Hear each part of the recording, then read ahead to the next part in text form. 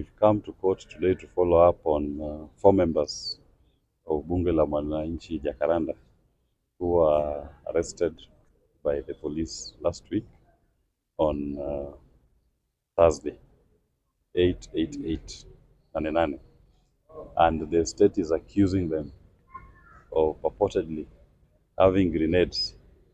The people of Jacaranda don't walk around with grenades. The people who have grenades are police officers, and every grenade has a serial number. That serial number will tell you to where it was even manufactured, the consignment by which it came, the ship that it followed, and which police station or which security agency it is held. And even from that police station, you will know which officer has signed it out. This is pure political harassment, trying to intimidate the young men for no reason. In fact, these young men who've been detained here were not even on the day arrested in town. Some of them were arrested in Soweto. Some were arrested in Starehe. We've objected to their continued detention. They have been held now for 5 days without any holding charge. The state has not brought even a holding charge against them. And we must see this as a larger plan to undermine the voices of the people. William Ruto needs to know that the voice of the people is the voice of God. The people have spoken, they've rejected you, they've rejected your regime, they've rejected everything about you. Arresting these innocent young boys will not help you to recover from the rejection you are facing from the people of Kenya. These young men are innocent. Detaining them, you will do all the investigations you want. We even told the court they are willing to even go to every police station in the country if they want to see whichever police officer they want to. Just arraign them, present them, tell them where you want them to. But to keep them in police stations here, detain them, deny them access to their families, their children and their wives, and to deny them the breadwinners in their homes, you are now punishing their children, you are punishing their wives for nothing. If you have a fight with Jimmy Wanjigi, take on Jimmy Wanjigi, and he's waiting for you. Go and do your political fight with Jimmy Wanjigi, take on him, but don't involve innocents. Don't involve innocent young Kenyans who have got nothing to do with the mismanagement of this country. We will still continue coming to court, and we are going to challenge in all courts this violation of the rights of the Wanabunge. Jacaranda is the people's platform. Jacaranda must be respected, and the members of Jacaranda have a right to say the things they say. You may not like it, but that is up to you. Just the same way there are people who you go visit here and you pay money and they sing your praises. We don't like it, but it's not up to us. We don't care what they say. Everybody to stick to their lanes. Go to meet your praise singers. Worse, also who don't want to sing your praises, let us also sing, continue singing your anti-praise messages. Because ultimately all this is about the mismanagement of this country, the subjugation of our constitution, and undermining the rule of law. We will be back. The matter is still going on in court, and we hope that tomorrow, when we come back for the rulings, we will get our people to be released, to join their families, and to continue to contribute to the national conversation in this country. Thank you. You mentioned something about Jimmy Wanjigi being in court. Yes. Maybe when do we expect them? No, the matter is coming up on the 16th of August for mention. So Jimmy Wanjigi has filed his constitutional petition, and he's challenged what the state did at his residence, and is going to adduce evidence to show what happened outside his residence at Muthaiga. He will show the state and its officers who planted grenades at his residence and at the gate. All that information is there. What they did not know is that in this modern world of technology, everything is recorded. When we say the revolution shall be televised, the revolution is being recorded. It is going to be televised live, not in reported form. All that information is there, and whatever they're looking for in these cases, that information is there. We will tell them who planted those grenades. We will tell them which vehicle they came with. We will tell them their faces. We will tell them the clothes they were wearing. We will tell them everything. The whole story is up there, and they'll get to see. And they should go now for those the officers who are trying to fabricate evidence to implicate innocent individuals, including these 4 young men and Jimmy Wanjigi. Maybe a quick question, Wakili. We know that the cars that normally zinakata internet wanga are used for the state by the president most of the time.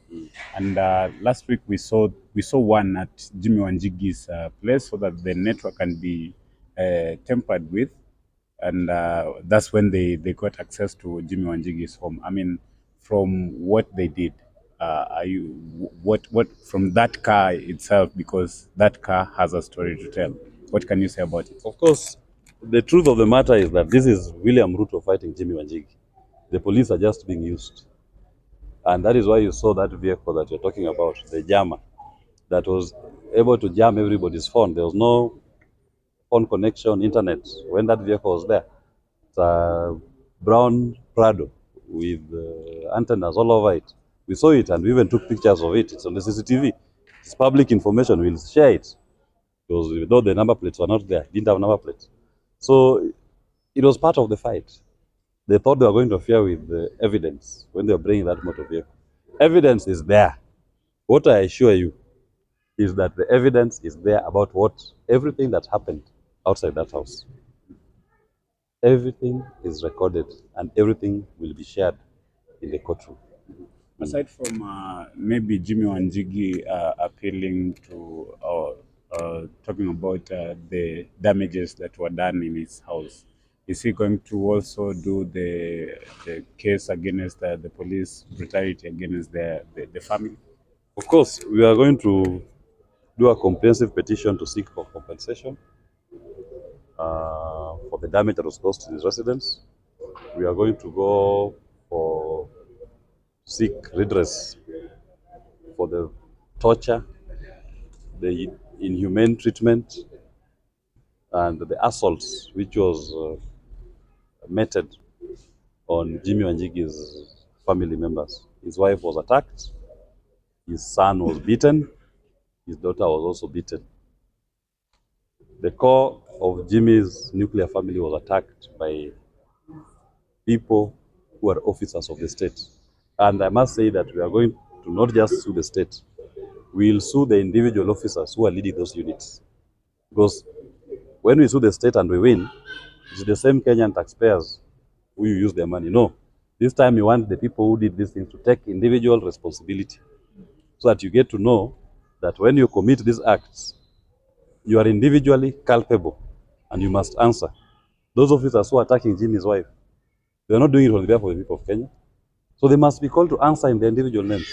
The ones who attacked Minor, the ones who attacked Tomboy, they must all be called to answer in their individual names for the acts of assault and torture that they've meted on Jimmy's family, and even to these 4 young men for whom I'm appearing today. Maybe perhaps one last thing, because you were there when they went in, what was the experience? Can you talk about that you saw inside there? You saw Jimmy and myself dancing to Sushi B. Forgive us our trespasses. That was a dedication to William Ruto that we don't fear. On the right side of history, the side of God, and there is no weapon that is formed against us shall prosper. And so you are not worried. As much as they've used all manner of force, they carried at one given time there was no less than 500 guns, assault rifles in the compound. But that did not deter us. Why? You're at peace. Because when you're on the right side, you're doing the right thing, you don't get to worry. And even when the devil decides to concoct evidence, the devil gets exposed. Just like in this particular instance, the devil with his fake grenades is going to be exposed. We are going to show you how he was doing. And Jimmy was relaxing in the house, watching them, and they're not seeing him. They will pass him and they're just watching around with them. He was the real Houdini. They will pass next to him and he will greet them and they don't see him. And he was right there until they left, then he came out and addressed the press. Thank you. And maybe the last question. I heard you speak about police that had access to your car, stole some things that were in the car. Maybe perhaps can you tell Kenyans what they took from your car? From my car, they stole my wallet, a brown wallet. In it, there were my credit cards, debit cards. I had 5,000 Kenya shillings and 3,000 US dollars in that wallet. There was also my LSK member's card that was in that wallet. I'm going to write a formal complaint. First and foremost, they didn't have any right to search my car, to enter my car. When they illegally searched my car at night, what I'm saying, they took pictures of all those things in my presence. Then once I left the compound, they came back and now stole those items for which they're taking pictures. So it meant these guys were taking pictures of my car and the contents therein with a view to come back and steal. So they stole my car. And these policemen who stole my car, you've stolen from a son of a Lego. You know what that means. Thank you so much. Wakili, my name is Edith and this is Jalango TV. Maybe a quick one from me. You've said that it is the president who is attacking Jimmy Wanjigi. Maybe you can explain to a common mwananchi to understand why is he attacking Wanjigi at this time? Because Wanjigi is creasing. He's been creasing by teaching Kenyans, educating them on the problems of this country, which is the economy. And Wanjigi has spoken about this. He's been out there educating the masses on why we're having an economic problem. And of course, they are not happy about it. So they think that Wanjigi, by opening the ears and the eyes of Kenyans, is now making Kenyans to now start asking questions, which before the people of Kenya were not asking. We've been taught. He has taught us for 1 year. He's opened our eyes. Kenyans are now woke. So even as much as he's going to try to apply pressure, there are now so many Wanjigis. There are so many little Wanjigis in every Kenyan. People who have understood our problem as a country is the economy. It is not about tribe. It's not about political party. And that is why in summation, when even Gen Z went to demonstrate, they say they are tribeless, they are partyless, they are faceless. They are all about Kenya. And that is what Jimmy Wanjigi stands for. That is what Jimmy has been talking about and telling Kenyans where the theft of their money, the theft of their resources is taking place, how they take illegal debts to disenfranchise us. In fact, they are stealing your children's future today. Thank you. Okay, thank you. Maybe I'm... Yes, okay. You've concluded. Okay, thanks.